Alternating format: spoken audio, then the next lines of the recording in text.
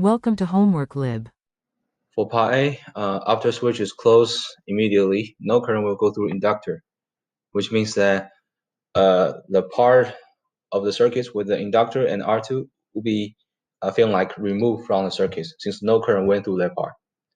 So what's really going on here can be described with the green graph here, okay?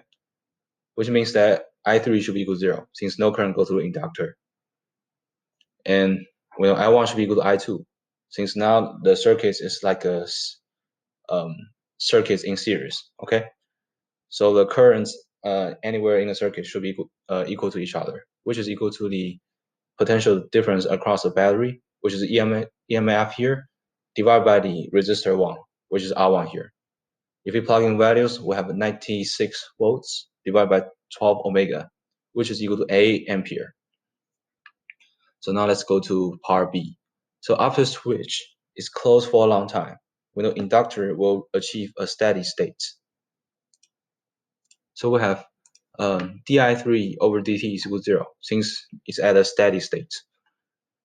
And we know the EMF, in other words, the potential difference across the inductor should be equal to negative L times di3 over dt, which is equal to 0.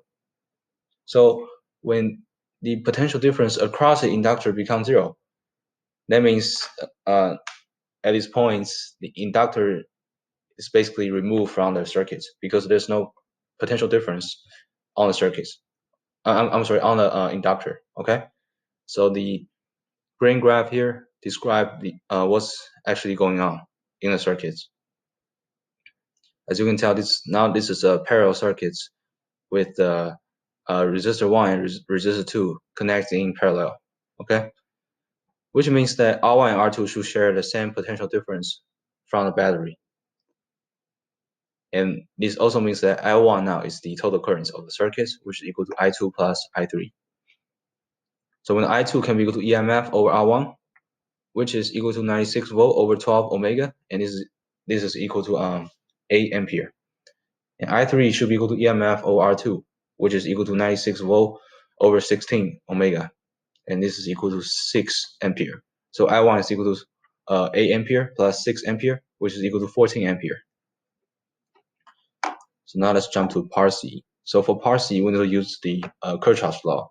So we have EMF minus I3R2 minus L times di3 over dt is equal to 0.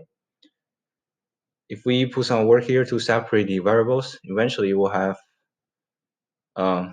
negative R2 over L dt is equal to di3 over I3 minus EMF over R2. And then we can put integral on each side. So for dt, the range is between 0 to t.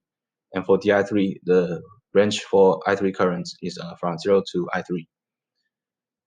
So eventually we'll have t is equal to L over R2 times natural log negative EMF over R2 over I3 minus EMF over R2. So now in the question, you were saying that I3 has half of the final value that I calculated from part B. So we'll have I3 is equal to 6 ampere divided by 2, which is 3 ampere.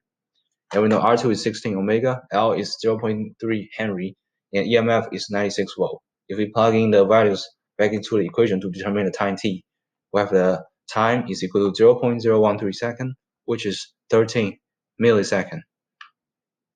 So now for part D, so now we still know that the I3 has half of its final value.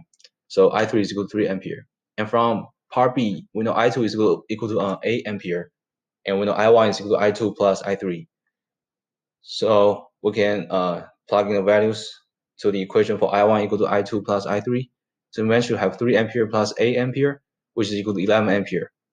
So when I3 has half its final value, I1 is equal to 11 ampere and I2 is still equal to 8 ampere. And these are the answers for this question.